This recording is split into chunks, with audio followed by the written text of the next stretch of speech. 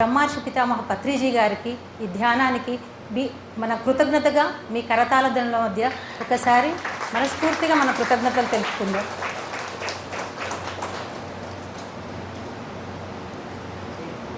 పితామహ పత్రిజీ గారు అందించినటువంటి జ్ఞాన సముద్రంలోని ఒక 2-3 నీటి బిందువులను ఈరోజు నేను మీకు తెలియజేసే ప్రయత్నం చేస్తాను.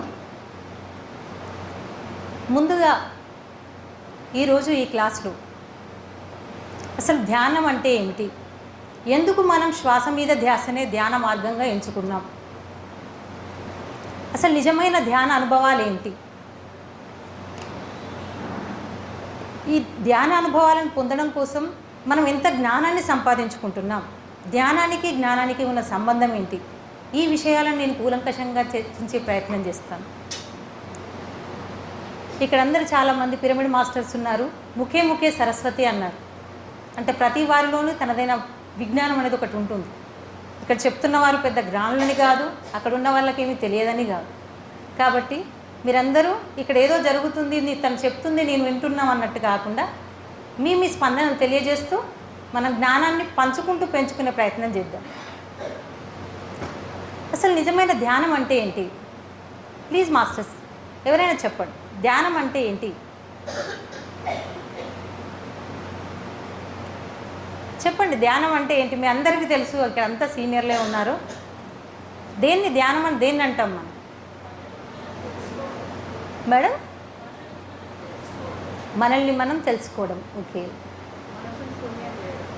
మనసుని శూన్యం చేయడం. Thank you. ధ్యానానికి ఒక పతంజలి నుండి తీసుకున్న ఒక స్టేట్మెంట్ ఉంది, యోగా చిత్తవృత్తి నిరోధ. చిత్తం అంటే మనస్సు, దాని వృత్తి అంటే మనస్సు యొక్క పని ఏంటి? ఆలోచించడం. ఆ ఆలోచనను నిరోధించడమే అంటే మనస్సును శూన్యం చేయడమే ధ్యానం. సింపుల్గా చెప్పాలంటే giving rest to our mind is called meditation. ఇక్కడ ఉన్నారా స్టూడెంట్స్? ఉన్నారా? Are you getting my point మా?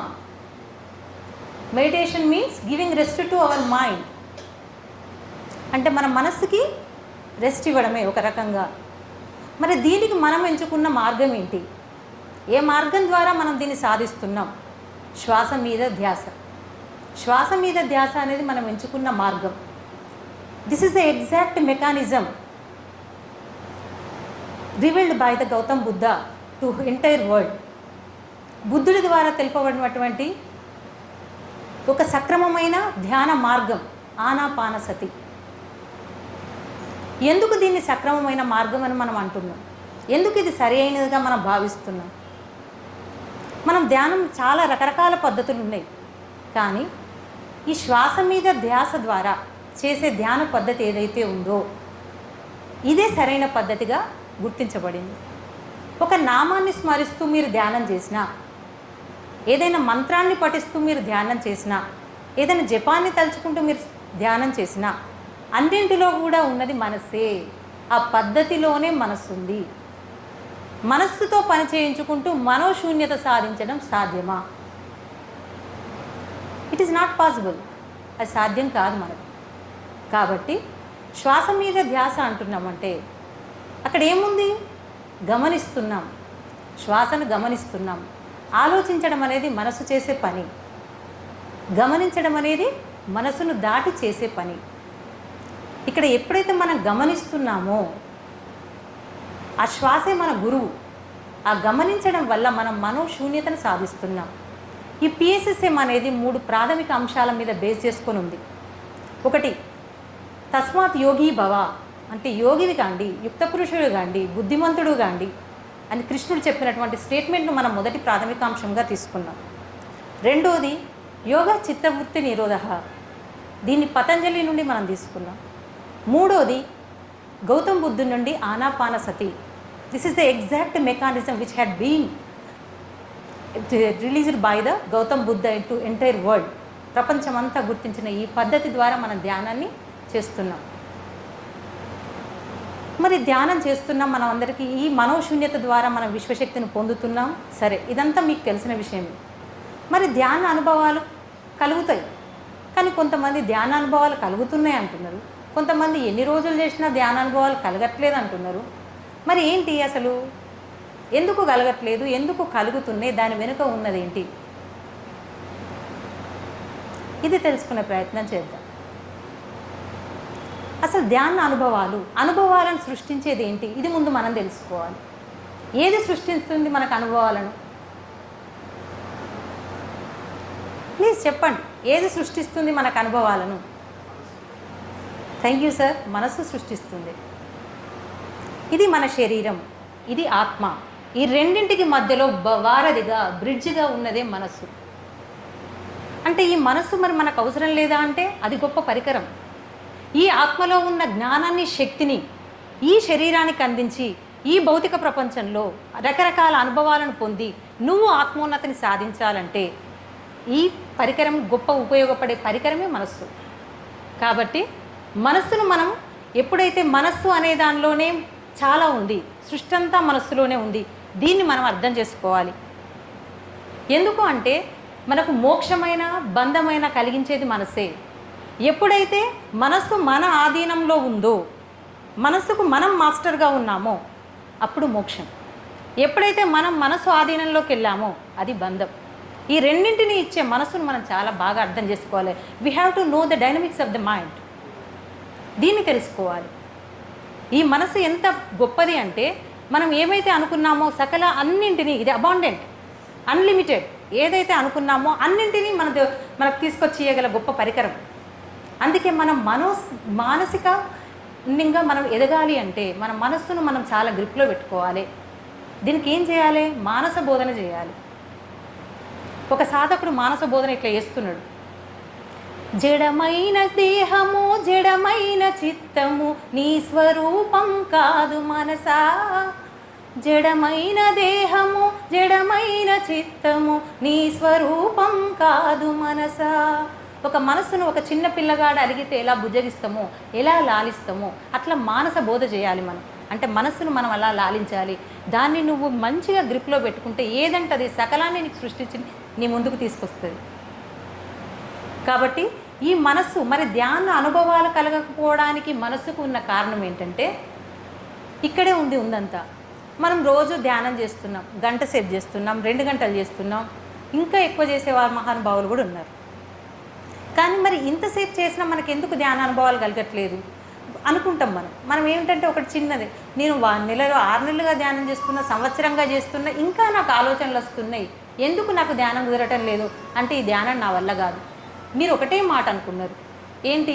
ఈ ధ్యానం నాకు కుదరటం లేదు అనే ఒక చిన్న మాటను మీరు అనుకుంటే మీ సబ్కాన్షియస్ మైండ్ ఎంత బాగా చేస్తుందంటే, నీ మొన్న పౌర్ణమి ధ్యానానికి వచ్చిన మేడం ఏం చెప్పింది, నాకు 3 నెలలు అయింది, ఇది కనబడ్డది, అది కనబడ్డది, నాకు దివ్యచక్షు తెరుచుకున్నది, సూక్ష్మ శరీర యానం జరిగింది అని చెప్పింది. నువ్వు 6 నెలలు చేసినా నీకు ఏ అనుభవం కలగట్లేదు అంటే you are not fit for meditation అని అది ఒక కంక్లూజన్ ఇస్తుంది.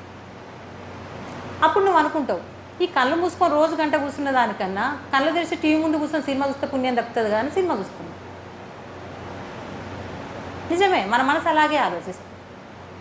అంటే మనం ఏం మాట్లాడుతున్నాం, మన ప్రతి మాట ఒక శక్తి, ప్రతి ఆలోచన ఒక శక్తి. అందుకే మన వాక్క్షేత్రాన్ని చాలా శుద్ధిగా ఉంచుకోవాలి. మనం వట్టిగా మాటలు అంటాం. అందుకే మనం మాట్లాడేటప్పుడు 100 మాటలు మాట్లాడాల్సిన దగ్గర 10 మాటలు మాట్లాడాలి. 10 మాటలు మాట్లాడాల్సిన దగ్గర అసలు మౌనంగా ఉండాలి. మన మనసులో అనుకుంటున్నాను నేను ధ్యానం చేయాలని, కానీ చేసేది ఏం చేస్తున్నాం? నెగిటివ్గా అనుకుంటున్నాం. నాకు కుదరదు అని నువ్వు అనుకున్నావు, నువ్వు ఒకే మాట అనుకున్నావు, కానీ సకల ఉదాహరణలతోని నీకు నీ సబ్కాన్షియస్ మైండ్ తీసుకొస్తుంది. You are not fit for meditation. కనుక my dear masters, my dear gods and my dear friends, నేను చెప్పేది ఏంటంటే మనం ధ్యానానికి ఒక ధ్యాన సాధన శ్వాస మీద ధ్యాస పెట్టడం కాదు, ఈ ధ్యానం చేయడానికి కావలసిన జ్ఞానాన్ని కూడా పొందాలి. ఇంకొక ఉదాహరణ చెప్తాను. నాకు ధ్యానం చేయాలంటే చాలా ఆసక్తి ఉన్నది, చాలా ఇష్టం, నాకు చేయాలనే ఇంట్రెస్ట్ ఉంది, మళ్ళీ చేయడానికి నేను అంగీకరిస్తున్నా, కానీ నాకు సమయం దొరకట్లే. ఎందుకు సమయం దొరకట్లే అనుకుంటున్నాం మనం? ఎందుకు అనుకుంటున్నామంటే దాని మీద మనకు ధ్యాస లేదు, దాని మీద దృష్టి లేదు, దాని మీద శ్రద్ధ లేదు. శ్రద్ధావాన్ లభతే జ్ఞానం అన్నారు. ఎంతైతే శ్రద్ధ పెడుతున్నావో చేసుకున్న వాళ్ళకి చేసుకున్నంత, ఎంత శ్రద్ధ పెడితే అంత జ్ఞానం మనకు లభిస్తుంది. దృష్టి నిలపనేని దేవుడు దిగివచ్చు, దృష్టి నిలపకున్న నష్టపడును.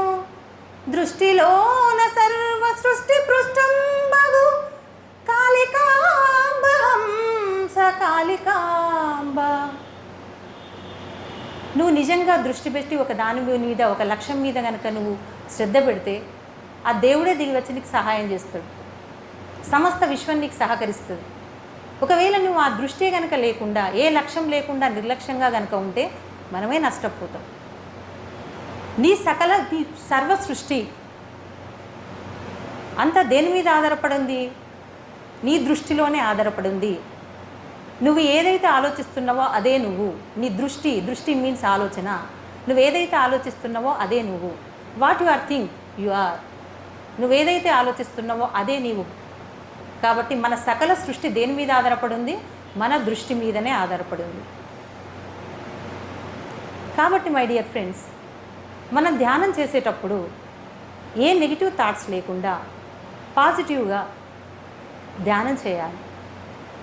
నువ్వు ఏదైతే నువ్వు నెగిటివ్ అనుకుంటే నీ మనసు అదే తెచ్చి నీ ముందు పెడుతుంది. నువ్వు పాజిటివ్ అనుకుంటే అదే తెచ్చి ముందు పెడుతుంది. దానికి విచక్షణ లేదు. నీ సబ్కాన్షియస్ మైండ్కి విచక్షణ లేదు. నువ్వేదనుకుంటే అది తీసుకొచ్చి నీ ముందు పెట్టడమే దానికి తెలిసిన పని. ఇంకొక విషయం, ఈ ధ్యానం చేసేటప్పుడు మనం అనుకుంటూ ఉంటాం, అసలు అబ్బా నాకు ధ్యానం వల్ల ఈ జబ్బు, నాకు 10 సంవత్సరాలుగా షుగర్ ఉంది, 10 సంవత్సరాలుగా బీపీ ఉంది, ఈ 2 తగ్గించుకుంటే చాలు నాకు ధ్యానం చేసి. నాకు అసలే మానసిక ప్రశాంతత లేదు, ఇదొక్కటి పొందితే చాలు ఈ ధ్యానం ద్వారా, దానికి ఉన్న జ్ఞానం నాకు ఏం అవసరం లేదు, ఏదొద్దు అదొక్కటి పొందితే చాలు. ఇలాంటి కోరికలతో మనం ధ్యానం చేస్తాం. అసలు కోరడం అనేదే మనస్సు. ఎవరు కోరుతారు ఇవి? కోరిక ఎవరి లక్షణం? మనస్సు లక్షణం. మనసులు పని చేయించుకుంటే మనోశూన్యత మనకు సాధ్యమా? అక్కడ ఏం ధ్యానం మనం చేసే ధ్యానమా? అక్కడ మనసునే కదా మనం పని చేయించేది. ఒకటి కోరుకుంటున్నావు, అరే అక్కడ మనకు అఖండమైన నిధి ఉన్నది, దానికి వెళ్ళే మార్గం నీకు తెలుసు, శ్వాస మీద ధ్యాస. నువ్వు చేయాల్సిందల్లా ఒక పట్టుదలతో, ఒక అన్వేషకుల్లాగా పోయి దాన్ని చేరుకో. అక్కడ అఖండమైన సంపద ఉంది అంటే నువ్వు అక్కడికి ఎవరు చేరా, నాకు ఒక బంగారు ముక్కు పుల్ల జాలని ఉన్నకానే ఉంటా అంటాను. ఇదేం ధ్యానం? కనుక my dear friends, my dear masters and gods, ఈ ధ్యానాన్ని ఎప్పుడు ధ్యానం కోసమే చేయాలి, ఏదో ఆశించి చేసేది కాదు. ఒక చిన్న ఒక కథ చెప్తాను. ఒక భిక్షగాడు రోజు భిక్షాటన చేసుకుంటూ జీవనం గడుపుతుంటాడు. తనకు కొంత భిక్ష వేసినా కానీ పరమేశ్వర ఇది నీ అనుగ్రహమే తండ్రి అనుకుంటూ దాన్ని స్వీకరిస్తూ ఉంటాడు. ఆ పరమేశ్వరుడు అసలే బోలాశంకరుడు. అప్పుడు పరమేశ్వరుడు ఏమనుకుంటాడంటే, ఇంత కష్టాల్లో కూడా నన్ను తలుచుకుంటాను, ఆహా ఎంత భక్తుడు అని పరవశించిపోయి ప్రత్యక్షమవుతాడు. అప్పుడు నాయన నీ భక్తికి నేను మెచ్చిన, నీకు ఏం వరం కావాలో కోరుకో అంటాడు. అప్పుడు ఆ భిక్షగాడు ఏమంటాడంటే, నేను ఎంత అదృష్టవంతుడిని, నాకు నీ సాక్షాత్కారం లభించింది శంకర, ఈ నా జన్మ ధన్యమైంది, నాకు ఏ కోరికలు లేవు తండ్రి, ఒక బంగారు చిప్పిస్తే నేను సంతోషంగా అడుక్కుంటాను. మనం చేసేది కూడా అదే. ధ్యానానికి రాకముందు అడుక్కున్నాం మనం. దేవుడు గుళ్ళ దగ్గరికి పోయి, విగ్రహాల దగ్గరికి పోయి, చెట్ల దగ్గరికి పోయి, కనబడ్డ చెట్టు పుట్టను మొక్కి అడుక్కున్నాం మనం. ధ్యానానికి వచ్చినాక కూడా అదే అడుక్కుంటున్నాం. అక్కడ అఖండమైన సంపద ఉంది, దానికి వెళ్ళే మార్గం నీకు తెలుసు, నువ్వు అన్వేషకుల్లాగా పోయి దాన్ని సాధించాలనే విషయాన్ని మర్చిపోయి ఇంకా అడుక్కుంటున్నాం. ఇక్కడ బిచ్చగాడు చేసే పని మనం చేస్తున్నాం. కాబట్టి ధ్యానాన్ని ధ్యానం కోసమే చేయండి. అప్పుడు నిజంగా ధ్యానానికి యొక్క ఫలాలను మనం అందుకుంటాం. సో మరి ఈ ధ్యాన అనుభవాలు మనకు కలుగుతున్నాయి. ఎందుకు కొంతమందికి ధ్యాన అనుభవాలు, ఇంతకుముందు సార్ చెప్పాడు, మా సీనియర్స్ జూనియర్స్ అని లేరు, కొందరికి చాలా తొందరగా కలుగుతున్నాయి, కొందరికి లేట్ కలుగుతున్నాయి. అంటే దానికి కూడా మనకు కొంత జ్ఞానం కావాలి. ఎందుకు వాళ్ళకి తొందర కలిగినాయి? అసలు నిజమైన ధ్యాన అనుభవాలు ఏంటి మనకు నిజమైన ధ్యాన అనుభవాలు?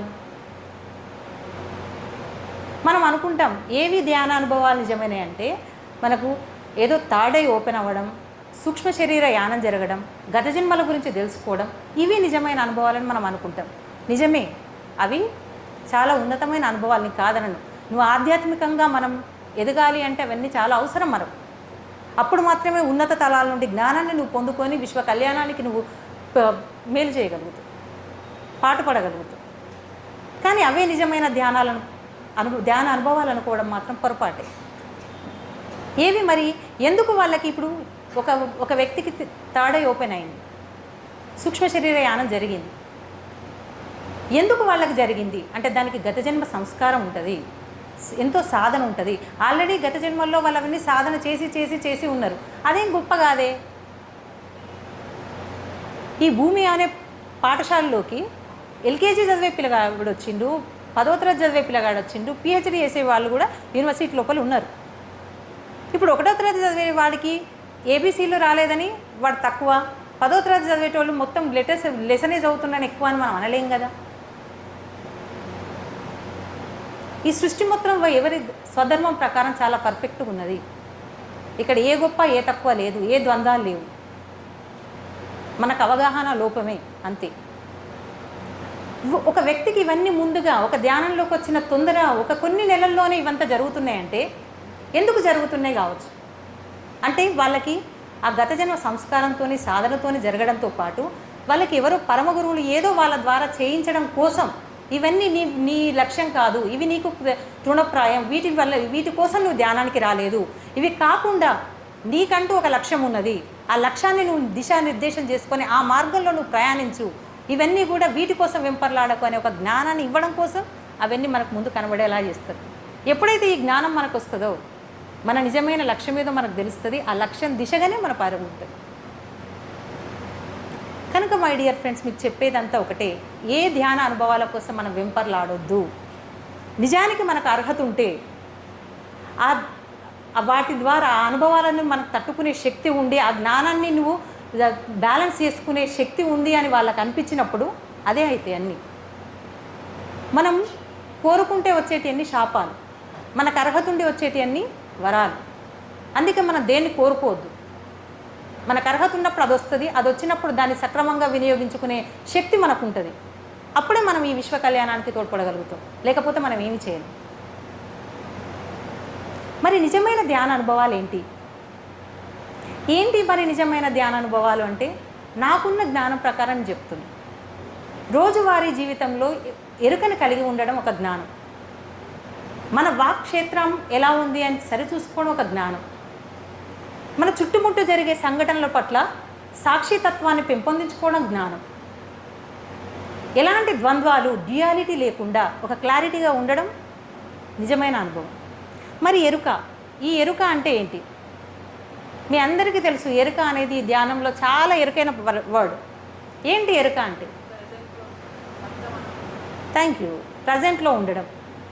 ఆ ఎరుకను మనం డిఫైన్ చేయాలంటే ఎలా చేస్తామంటే, చూడబడే వస్తువుకు చూసే వ్యక్తికి ఎలాంటి ప్రాధాన్యత లేని ఒక భావాతీత ప్రజ్ఞ, దాన్ని మనం ఎరుకగా డిఫైన్ చేస్తాం.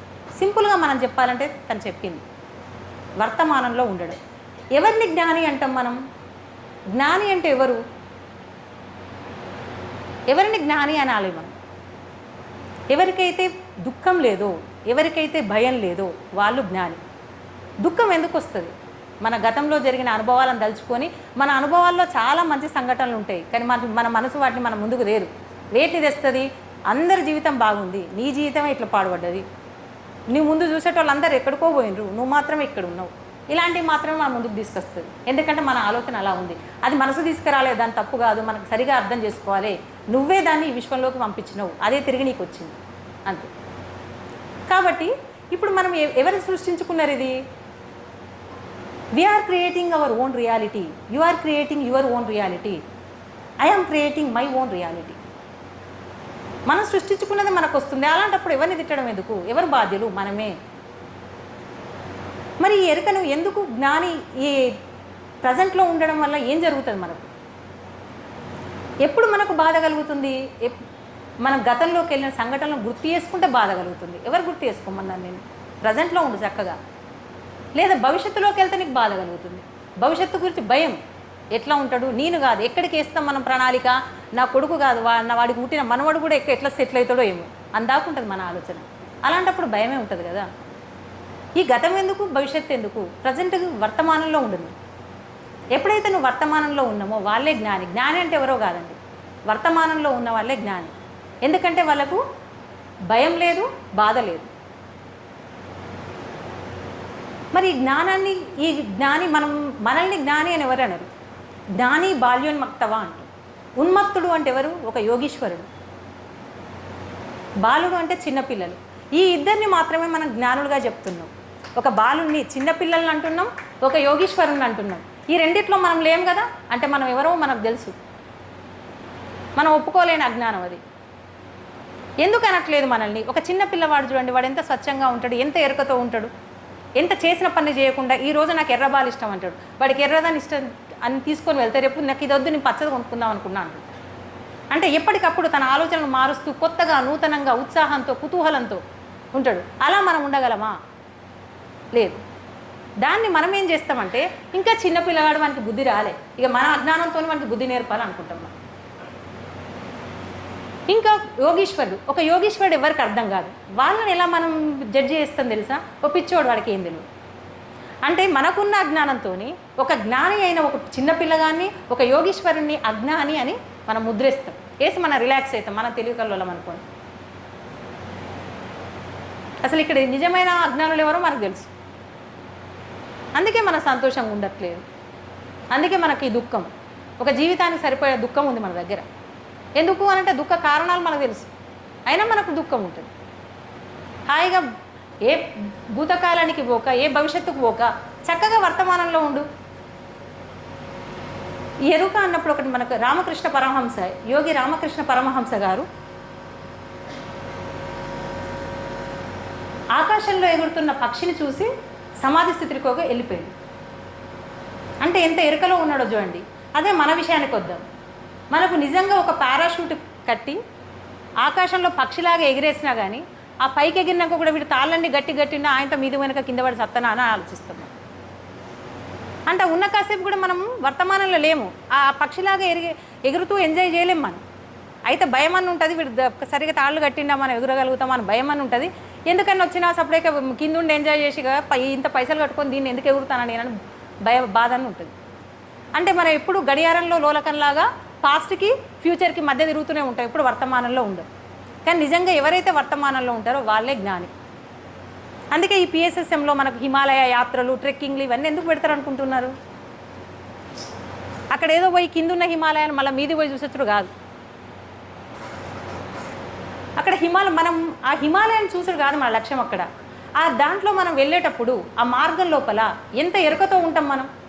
ఎక్కడ లోయలు ఉన్నాయి, ఎక్కడ కాలేస్తే గోతులు పడతాం, ఎక్కడ మంచు కొండలు ఉంటే జారి పడతాం, ఎక్కడ ఎత్తులు ఉన్నాయి, ఎక్కడ వంపులు ఉన్నాయి, ఇవన్నీ చూసుకుంటూ కంప్లీట్ పూర్తి ఎరుకతో వండుకుంటూ పోతాం మనం. ఆ ఎరుకను సంపాదించడానికి బ్రేక్ ద రొటీన్ అన్నాం.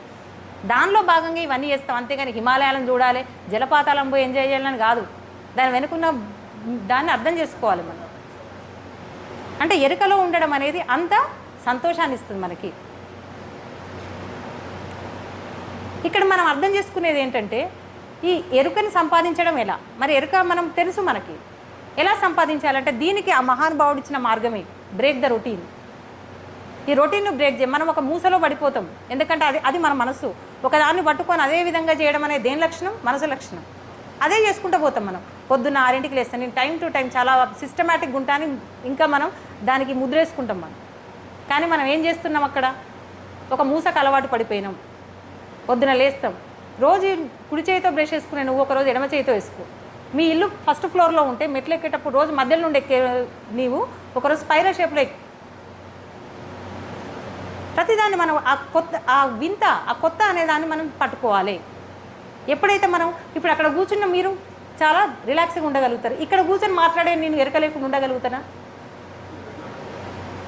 ప్రతి నిమిషం నేను ఏం మాట్లాడుతున్నా, ఏం చేస్తున్నా పూర్తి ఎరకతో ఉంటా. అందుకే మనం బ్రేక్ ద రొటీన్ అన్నాం. ఇది నేర్చుకోవాలి మనం. ఒక చిన్న పిల్లగాడు ఇది చేస్తాడు, ఒక యోగి చేస్తాడు.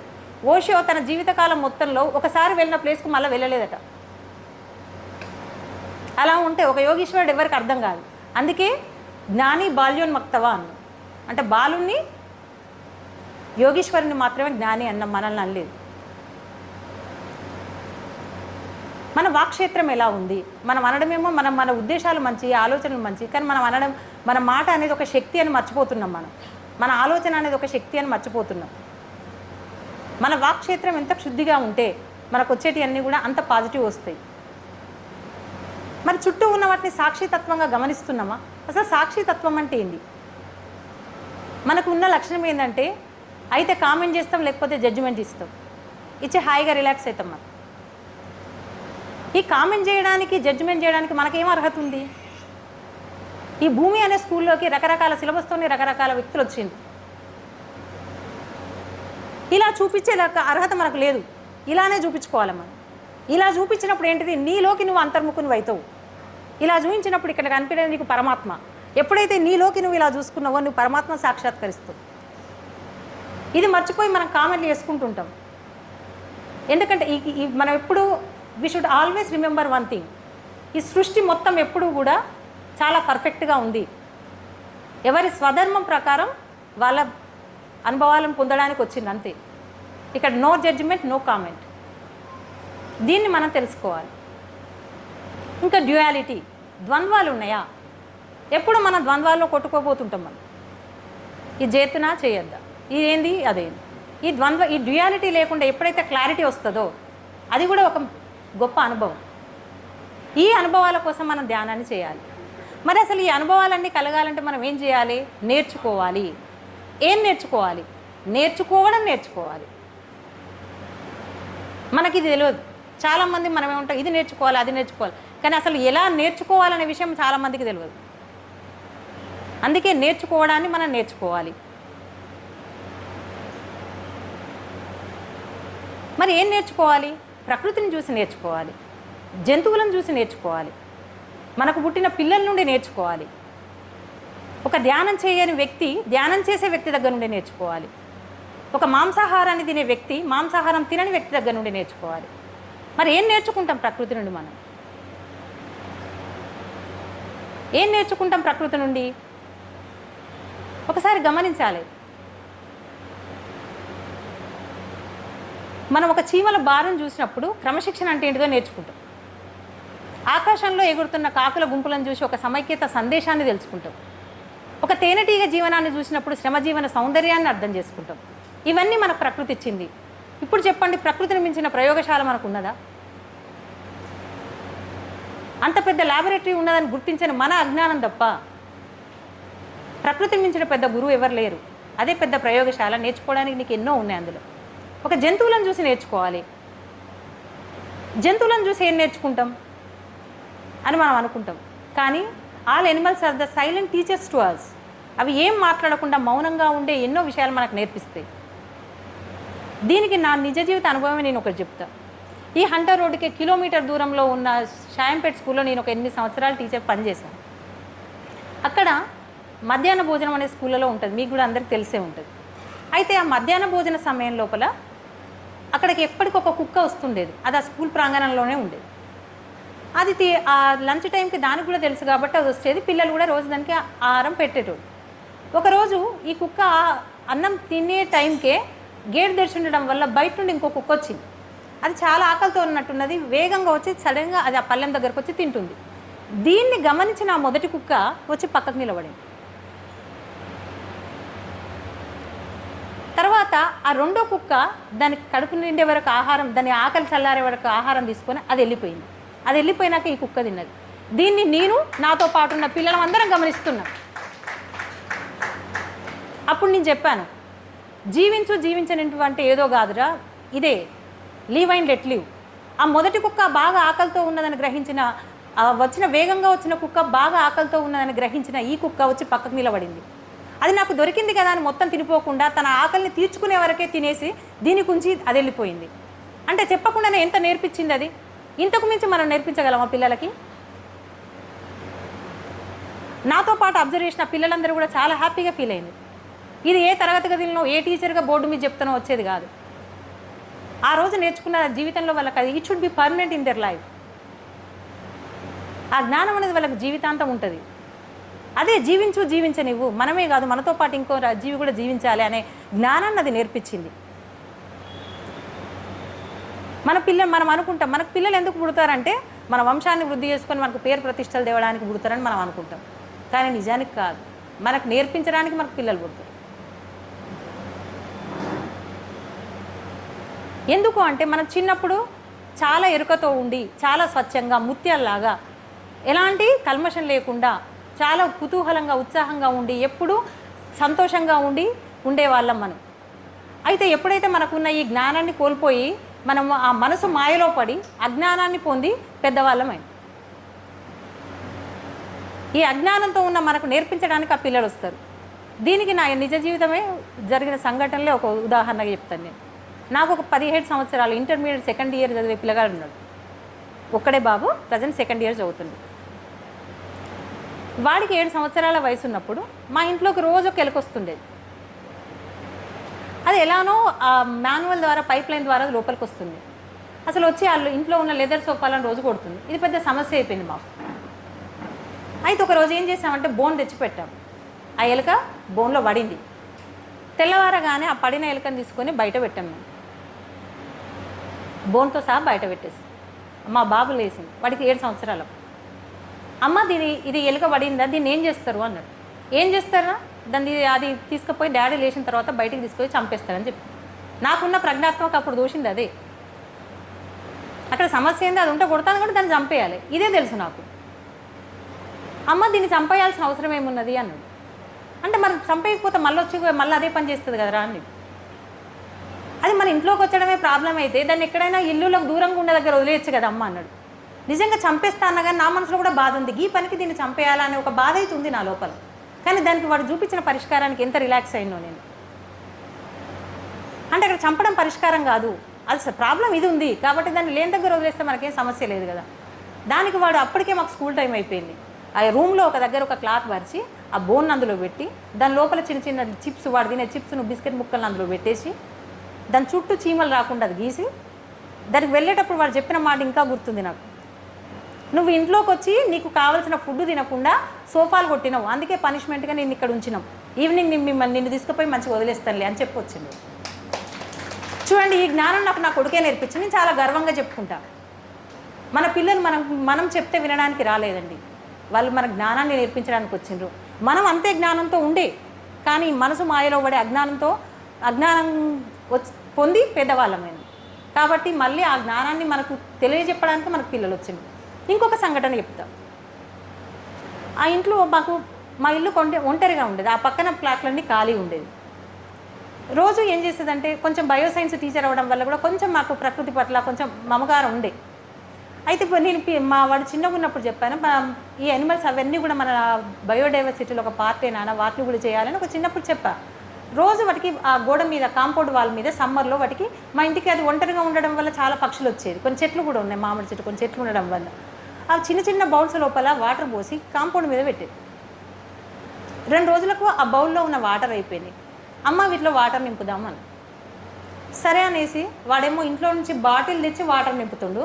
మనకు తెలిసిన మనకు పని తొందర అయిపోవాలి అంతే.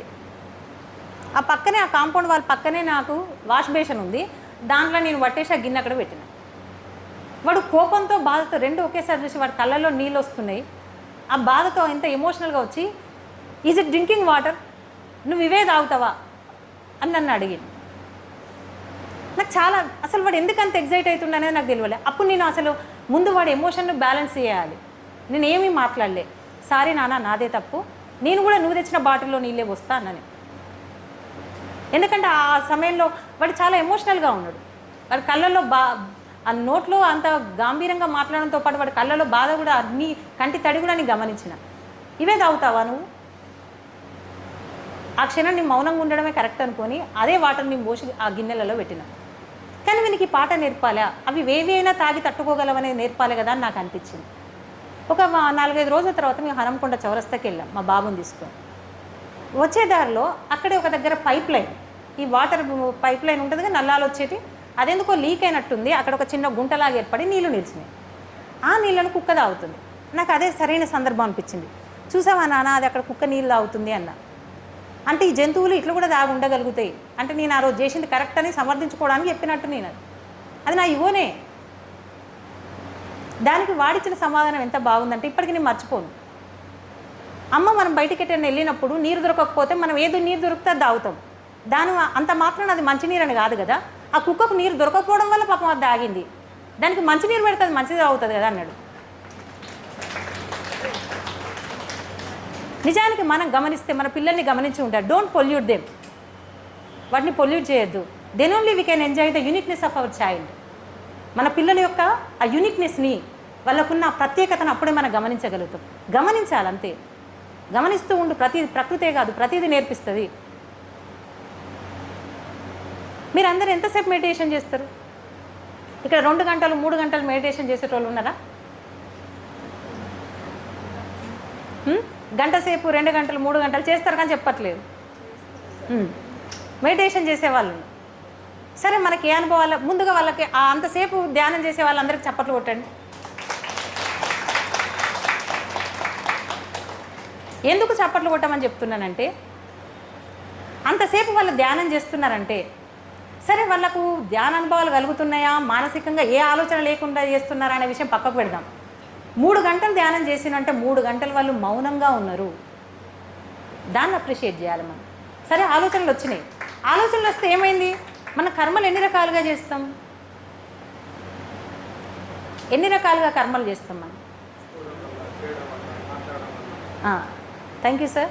3 రకాలుగా చేస్తాం. మనసుతో ఆలోచించి మానసిక కర్మలు చేస్తాం, నోటితో మాట్లాడుతూ వాచక కర్మలు చేస్తాం, శరీరంతో చేస్తూ కాయక కర్మలు చేస్తాం. ఈ 3 రకాల కర్మలు మనం చేస్తాం.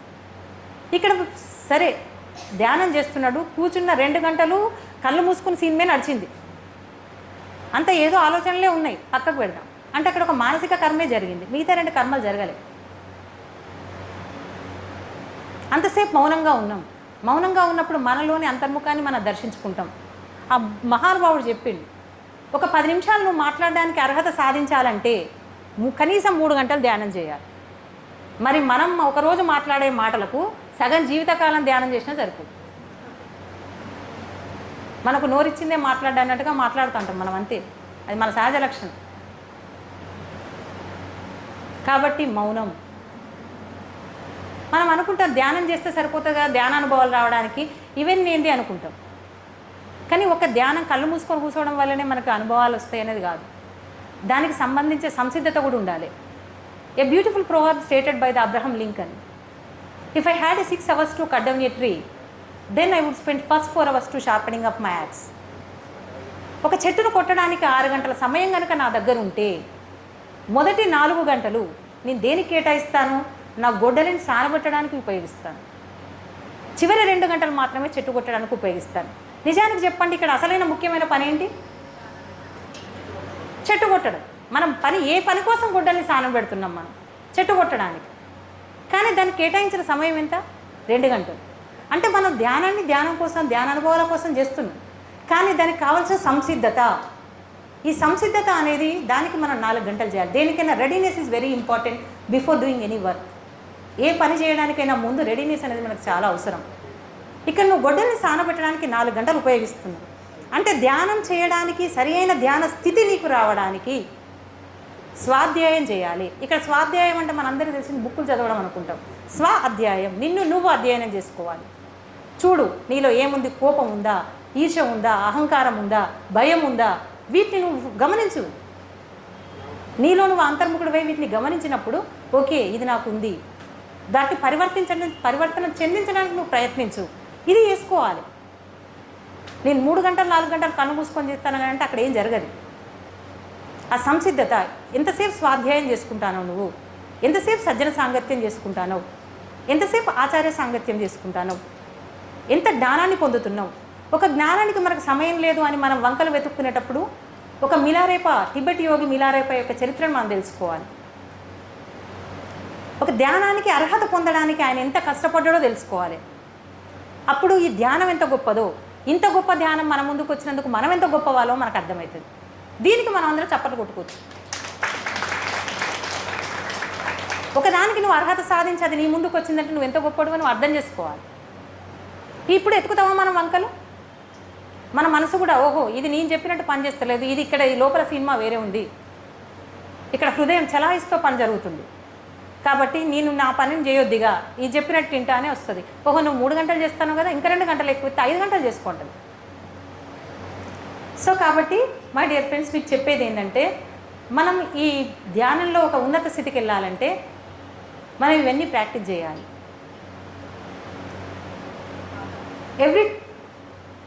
Every parent must learn from their children. All human beings must learn from the animal kingdom. Every non-meditator must learn from the meditator. Every non-vegetarian must learn from the vegetarian. So ఇవన్నీ మనం మైండ్లో ఉంచుకోవాలి. ఎప్పుడైతే ఈ సంపూర్ణ ఎరుకతో మన వాక్క్షేత్రాన్ని శుద్ధి చేసుకొని మనోశూన్యతను సాధించినప్పుడు, మనోశూన్యతే మహాద్వారం, ఆ ద్వారం ఎప్పుడైతే తెచ్చుకుంటుందో అప్పుడు మనం గుర్తించగలుగుతాం ఉన్నది ఒకటే సత్యం, అదేదో లేదు, ఎక్కడో లేదు, ఎప్పుడో పొందేది కాదు, ఇప్పుడే ఇక్కడే ఉంది సత్యం అనేది. అది నీ లోపలనో నీకు దగ్గరనో లేదు, నువ్వే సత్యమై ఉన్నావు. మరి నీవే సత్యమై ఉన్నదాన్ని నువ్వు ఎందుకు గుర్తించలేకపోతున్నావు? అంటే మనసు అవరోధంగా ఉంది, దాన్ని తొలగిస్తే అప్పుడు నీకు వచ్చేది, అప్పుడు తెలుసుకునే సత్యం. ఈ సత్యాన్ని మనం అనుకుంటాం, మనకు లోతైన జ్ఞానం లేక మనకున్న ఇప్పుడు శంకరాచార్యుని అద్వైతం కానీ, బుద్ధుడిది కానీ, ఇప్పుడు మనం చెప్పే ఇవి పతంజలి కానీ, ఏది చూసినా దాంట్లో అల్టిమేట్గా ఉన్నది ఏంటంటే ఉన్నది ఒకటే సత్యం, యూనిక్నెస్సే ఉంది. ఆ సత్యాన్ని నువ్వు దేవుడు అనుకుంటావా? ఓషో జీవుడు అనుకున్నాడు, బుద్ధుడు అనాత్మ అనుకున్నాడు, కృష్ణ భగవానుడు ఆత్మ అనుకున్నాడు, మనం దేవుడు అనుకుందాం. దాని పేరు మారినంత మాత్రాన దాని స్వరూప స్వభావాలు ఏం మారిపోవే. కాబట్టి ఆ యూనిక్నెస్ మనం ఎప్పుడైతే తెలుసుకుంటామో అప్పుడు ఒకటే అనిపిస్తుంది, మనకు అన్యంగా ఏం లేదు, అహం బ్రహ్మాస్మి, మమాత్మ సర్వభూతాత్మ అనే వాటికి అప్పుడు నిజమైన అర్థాలు మనం తెలుసుకుంటాం. కాబట్టి my dear friends, my dear gods and meditators, మీకు చెప్పేది ఒక్కటే, ఈ ధ్యానాన్ని ధ్యానంగా చేసి ఈ అనుభవాల కోసం వెంపర్లాడకుండా చేసినప్పుడు మనం నిజమైన ధ్యాన ఫలితాలను పొందుతాం. మీ గురించి 5 నిమిషాలు చెప్పి పాట పాడి మీరు ఇప్పుడు ధ్యానం సాంగ్ 10 మినిట్స్ సాంగ్.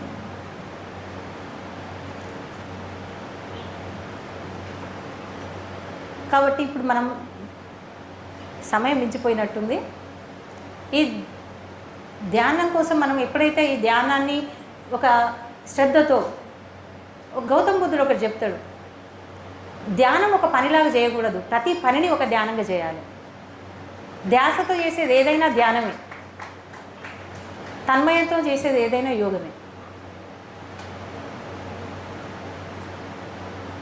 కాబట్టి ఈరోజు ఈ బుద్ధ పౌర్ణమి దినాన మీకు జ్ఞానాన్ని పంచుతూ జ్ఞానాన్ని పొందే అవకాశం ఇచ్చినటువంటి మీ అందరికీ కృతజ్ఞతలు తెలుపుతూ ఇక్కడితో దీన్ని ముగిస్తున్నాను. ఒకసారి